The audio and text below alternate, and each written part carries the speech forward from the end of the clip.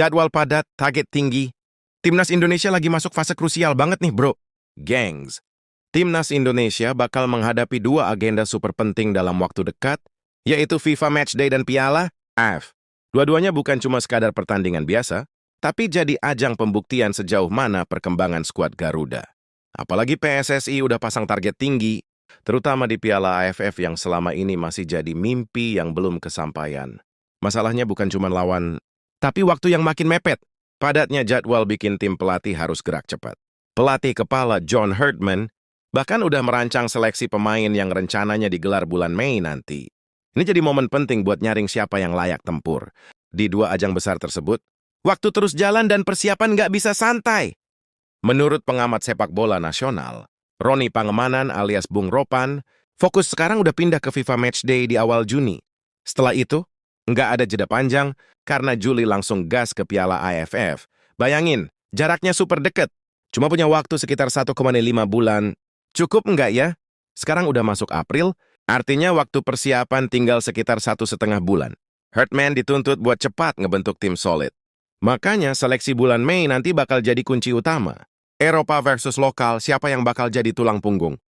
Nah ini yang menarik. Di FIFA Matchday, pemain-pemain yang berkarier di Eropa bisa tampil.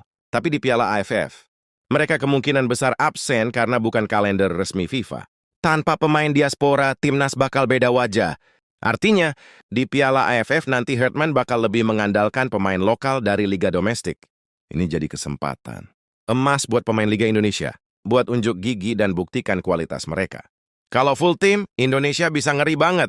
Bayangin kalau di FIFA Matchday semua pemain top bisa tampil. Jay Idzes, Emil Audero, Martin Paes, sampai Ragnar Oratmangoen. Skuad Garuda bisa jadi super kuat dan kompetitif banget. Rotasi pemain bakal jadi kunci keberhasilan.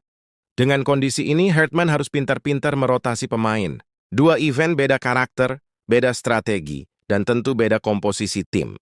Ada harapan baru dari performa sebelumnya. Berkaca dari FIFA Series kemarin ada optimisme tinggi.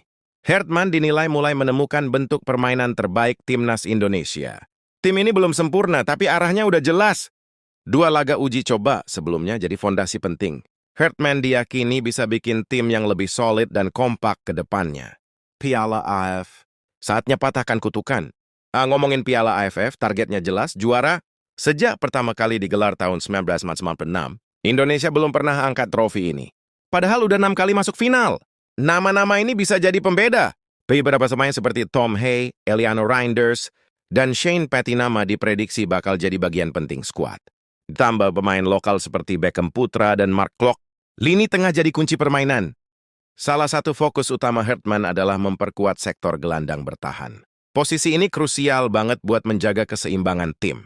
Siapa raja gelandang bertahan timnas? Nama Joy Pelupesi masih jadi pilihan utama. Sejak dinaturalisasi, dia langsung jadi andalan di lini tengah. Pengalaman jadi senjata utama. Dengan pengalaman dan kemampuan bertahan yang solid, Joey jadi pemain penting untuk menjaga lini tengah dari serangan lawan. Ada kejutan dari posisi baru. Jordi Amat yang biasanya bek tengah, kini mulai dicoba sebagai gelandang bertahan. Eksperimen ini ternyata cukup menjanjikan. Eksperimen Herdman mulai kelihatan hasilnya.